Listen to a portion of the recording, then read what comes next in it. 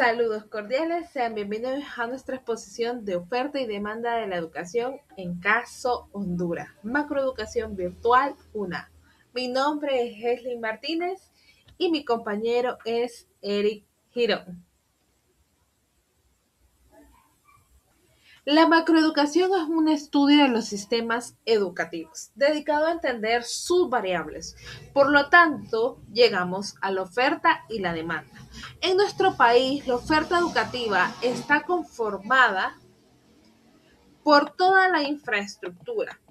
¿Infraestructura en qué? Recursos humanos, el financiamiento y materiales. Y cómo el Estado, junto al sector privado, crea la facilidad a los ciudadanos para que reciban su derecho a la educación. Por lo tanto, la demanda está formada por la necesidad y el deseo de los ciudadanos de registrarse y permanecer y terminar sus estudios en cualquier nivel del sistema. Necesitamos un diagnóstico muy claro de lo que el sistema de educación, agregando datos actuales sobre qué: la deserción, la repetición y la reprobación, entendiendo también el currículum nacional básico, sus programas alternativos, ya que esto genera oportunidades a muchas personas, y deseando que las acciones estratégicas sean de gran ayuda para que podamos mejorar la condición de educación en Honduras, generar un cambio que nos ayude como país. La oferta y la demanda educativa. Retornando el plan por parte de los dos problemas estructurales, identificando en el país que la emergencia educativa. Honduras presenta una tasa de escolarización estancada. ¿En qué? Estancada desde hace más de una década. Aunque logra incorporar el 95% de los niños entre 6 y 11 años, la escolarización cae drásticamente al 50% en los adolescentes de 15 a 17 años. Las causas principales de esto son los factores de abandono, los factores económicos. ¿Qué pasa? Necesidad de trabajar o la falta de recursos y la falta de interés o de motivación por seguir estudiando. También se da la debilidad institucional. El CEDUT arrastraba procesos administrativos, pedagógicos y de comunicación deficientes, acompañados de una planificación centralizada y desvinculada de las necesidades del territorio. Para dar respuesta a la crisis se articularon dos iniciativas principales: el PODE, que funciona como un instrumento ordenado pero macro que busca garantizar inclusión, permanencia y trayectoria continua de los estudiantes, flexibilidad, la oferta mediante las modalidades, regularidades y también alternativas según el contexto de cada comunidad. También se brindó una iniciativa de municipios campeones por la educación, lanzada junto con la Asociación de Municipios de Honduras, en un mecanismo de incentivo y competencia voluntaria para que los gobiernos locales inviertan recursos directamente en la mejora de la infraestructura de protección social, es decir, becas, transportes útiles, y la búsqueda por casa de niños desescolarizados. A pesar de llevar un poco tiempo en la ejecución, el informe destaca cambios cualitativos muy importantes. ¿Qué son esos cambios? Pues de la fragmentación, un trabajo colectivo, tenemos también el uso de datos para la gestión, también asimismo se unieron los lazos horizontales entre las alcaldías y las autoridades educativas locales. ¿Qué queremos dar a entender esto? Que los factores que influyen tanto la demanda educativa También pueden generar una brecha entre la oferta y los accesos en las zonas rurales. Es decir, así como las personas que viven en zonas céntricas o en ciudades grandes pueden tener derecho a una educación digna que sea protegida desde el núcleo de la alcaldía, así pueden haber zonas rurales que no tengan derecho ni a la oferta ni a la demanda, sean limitados a un mismo estándar.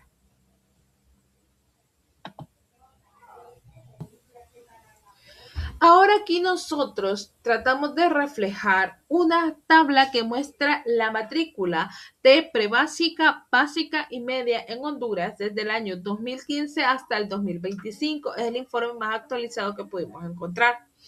Este informe muestra cómo va en decadencia cada año durante este tiempo. Entonces, si nosotros nos ponemos a pensar y miramos un poco más las causas de deserción, podemos encontrar causas principales, como cuáles: los factores económicos, la desmotivación escolar, el trabajo infantil, las distancias a centros educativos, y podemos también decir que la deserción y reprobación siguen siendo los retos más críticos del sistema educativo hondureño. ¿Y cómo podemos reflejar esto? Pues tenemos una tabla con datos en nuestro informe, donde nosotros presentamos ahí una tabla que está hecha del 2022 al 2025, donde nos demuestra que, escuchen ustedes, la repitencia del 2022 demuestra que 23.793 estudiantes de 75.400 no se encuentran en las cifras consolidadas oficiales al 2023. Aproximadamente, ¿qué queremos dar a entender? Que 54.000 estudiantes, 85.661 estudiantes se asocian a la reprobación, sin cifra nacional consolidada publicada.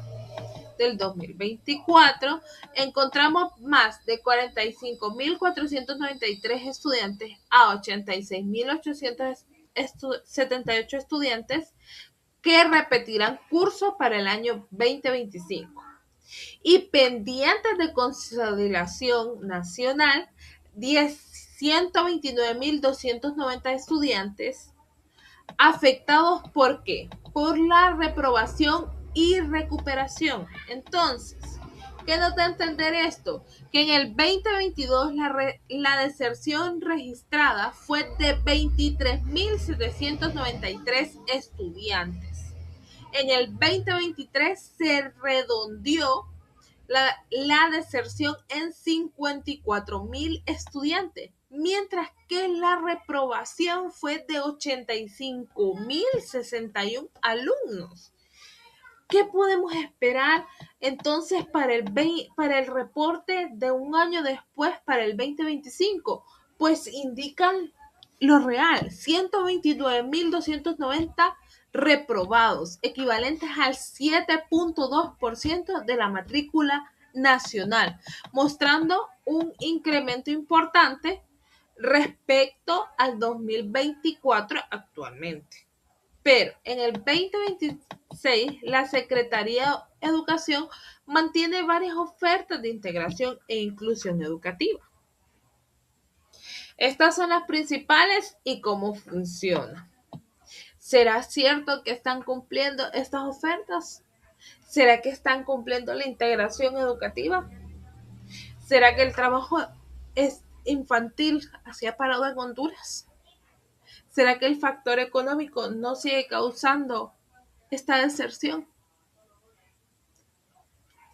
Si Honduras trabajara en creer en la educación, nuestro país se fuera fortalecido diariamente y podríamos tener un material docente que cree en la educación, porque hay docentes que llegan a las aulas a implementar contenido, pero no fortalecen lo que en realidad necesita la educación.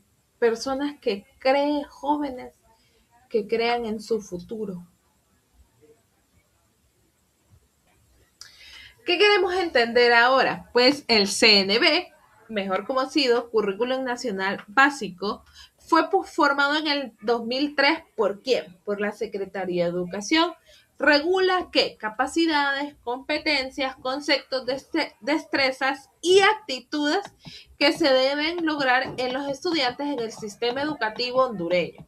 Su propósito es centrar las prácticas pedagógicas en qué? En lo tradicional hacia un enfoque integral. La estructura pues está conformada desde educación prebásica de 6 años, de educación básica de 9 años dividido en 3 ciclos de carácter obligatorio y gratuito, de educación media de 2 a 3 años de continuidad que estos establecen los bachilleratos. Como principales bachilleratos tenemos el humanista, que dura 2 años orientados a la educación superior, y el técnico profesional, que dura 3 años.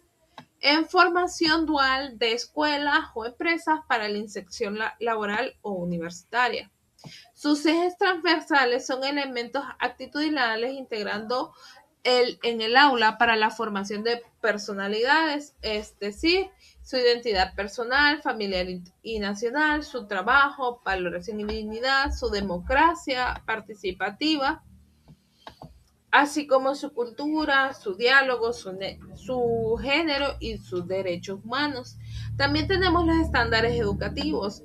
Los estándares educativos pues declaran sobre lo que se espera aprender los alumnos y que sirvan como una medida pues que progrese para evaluar el desempeño estudiantil en su impacto, pues el impacto que desea es que la labor del docente y asimismo hacer proposición o proporcionar la rendición de cuentas. Los niveles del currículum nacional básico, podemos decir, o mejor dicho, el CNB, se operativiza de manera descentralizada mediante la adecuación curricular en 3 ámbitos. ¿Cuáles son los 3 ámbitos? Nacional, departamental o regional y local o institucional.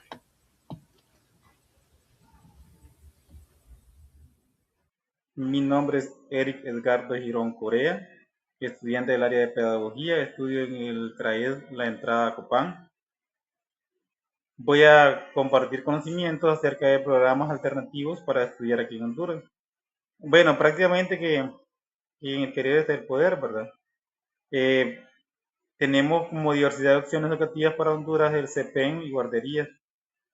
Las guarderías prácticamente más que todo funcionan en el área privada, ¿verdad? Porque cuando un padre de familia trabaja, padre o madre de familia, pues, ¿verdad? Lleva a sus niños a que lo cuiden. Y el CEPEN es una educación que se brinda, ¿verdad? Antes de la educación básica.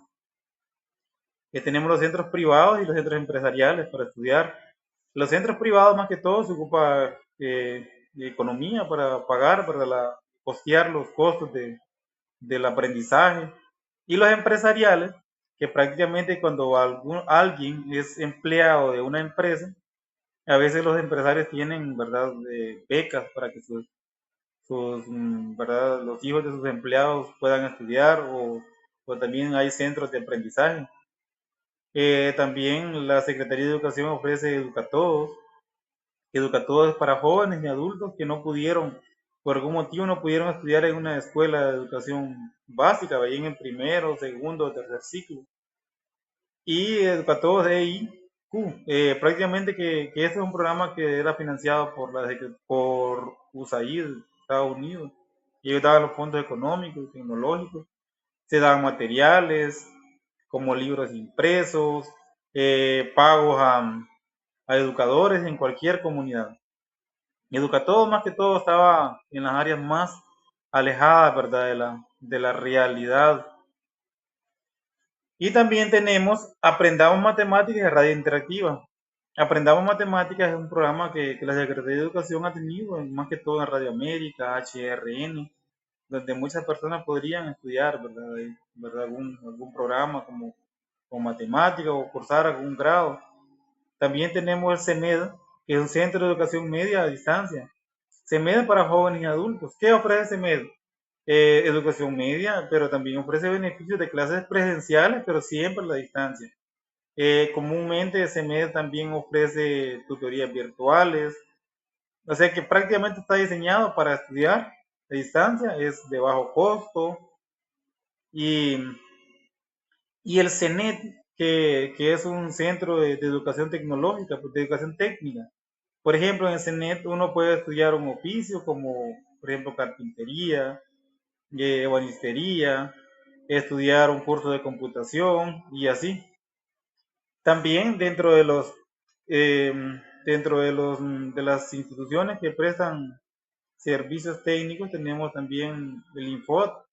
Sabemos que el Infot es muy bueno, tiene bastantes cursos también para aprender, ¿verdad? Inglés, en el área de español puedes aprender, eh, por ejemplo, oratoria y así.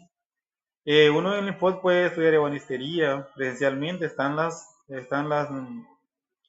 las alternativas, porque hay muchas herramientas y hay personas que tienen muchos conocimientos técnicos para enseñar. Entonces, vemos que hay muchos programas alternativos. También tenemos educación especial para jóvenes y adultos. El diseño curricular nacional básico debería implementar propuestas de mejora. Es exagerado, tenemos un currículo estático. Una de todos sería que el currículo es regional, de acuerdo, tenemos 7 grupos étnicos aquí en Honduras. Por ejemplo, un currículo para cada grupo étnico, ¿verdad? Otro sería implementar programas de apoyo a zonas de difícil acceso como IER, SAT, Educatodos y programas técnicos como por ejemplo electricidad, eh, ebanistería, por ejemplo computación, ¿verdad? Que es muy importante, ya que el Estado no tiene la capacidad de ofrecer empleo, pues se debería formar jóvenes con conocimientos técnicos para que se desempeñen de manera individual, para que tengan su propio empleo y también puedan dar empleo. Otra de las mejoras es la implementación de las TIC, que son tecnologías de la información y la comunicación. Y me parece bastante penoso que en Honduras no se haya implementado las TIC en cada aula de clase. Debe haber internet, una tablet, por lo menos una tablet para cada niño o una computadora. Por ejemplo, el docente, si no tiene una pantalla digital, por ejemplo, no tiene una pizarra digital, podría tener un data show, una pantalla, para investigar, explorar los programas de ciencias naturales, de matemáticas a través de tutoriales. La globalización nos exige tanto conocimientos técnicos como tecnológicos. No podemos seguir con aquellos libros antiguos diseñados en el 90, en el 2003. Entonces necesitamos a propuestas de mejora. Fortalecer la participación de la familia y la comunidad. Bueno, la educación es un trinomio. Padre, niño y maestro. Si uno falla, fallan los tres. Por ejemplo, se debe fortalecer la comunicación a través de capacitación. Por ejemplo, capacitar al padre de familia para que cumpla verdaderamente su rol como padre, que apoye más a su hijo en la parte educativa, que acompañe al docente a resolver aquellos problemas que se presentan. Entonces, me parece primordial eso, que haya capacitación a padres de familia y docentes para que haya una mayor estrechez, por ejemplo, entre el niño, entre el docente y el padre, que no haya un alejamiento para que la educación sea de calidad. Otra propuesta de mejora que tenemos, como mi grupo, ¿verdad? Con mi compañera, es incrementar la inversión pública en educación, destinando mayores recursos para infraestructura, materiales didácticos y contratación de personal docente. Todo docente conoce que una aula para educación debe ser totalmente pedagógica. Cuando hablamos de una aula pedagógica, estamos hablando de una aula que tiene prácticamente espacio físico adecuado, por ejemplo, tiene su laboratorio de computación, tiene su espacio para actividades recreativas de educación física, deporte, tiene espacio para ensayos, por ejemplo, tiene su salón para ensayar algún evento artístico como danza, canciones, instrumentos musicales. Por ejemplo, hay un psicólogo, si no lo hubiese para un centro educativo, lo hubiese para un distrito, una aula totalmente pedagógica, Debería haber materiales pedagógicos y una persona encargada de ayudar a crear también, o sea, a través de materiales lo que el docente ocupa para impartir la clase. Porque es exagerado. Hay muchos docentes que tienen 6 grados aquí en Honduras. Eso es exagerado. Es una carga, es una explotación laboral y la educación no es de calidad. Entonces, la propuesta de mejora es implementar aulas pedagógicas que tengan todos los espacios. Porque un aula no debe ser un cajón vacío como los que tenemos aquí en Honduras. O sea, son cajones que prácticamente no hay ni libros. Yo conozco aulas que prácticamente tienen libros del 2009 y por lo menos tienen 1 y 2 libros. Y hay aulas que no tienen ninguno. Entonces, el docente debe ser innovador, sobre todo, pero igual, ninguna persona puede trabajar sin herramientas. Toda persona que tiene conocimientos científicos y técnicos tiene herramientas para trabajar. Entonces el docente debe tener eso, un aula totalmente pedagógica. También, entre las propuestas de mejora tenemos desarrollar programas de nivelación, índices de reprobación y repitencia escolar. Bueno, eso es muy importante porque prácticamente aquí en Honduras más que todo se da que el niño que se sale de la escuela como que pero no se le sigue atendiendo y eso es un error. Es un error grande porque imagínese, ahí se pudo perder un ingeniero, un maestro, un buen mecánico, una persona que aporta bienes al Estado. Entonces sería reforzar eso. De lo que es la deserción, repitencia y reprobación, debería ser temas de gran interés en la Secretaría de Educación.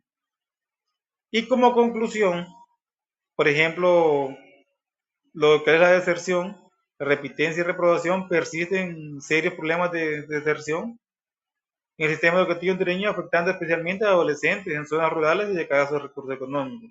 Comúnmente estos problemas se dan en familias que viven así, pues, en otras palabras, un caos social. Por ejemplo, la pobreza es un flagelo que perjudica mucho a los pueblos hondureños.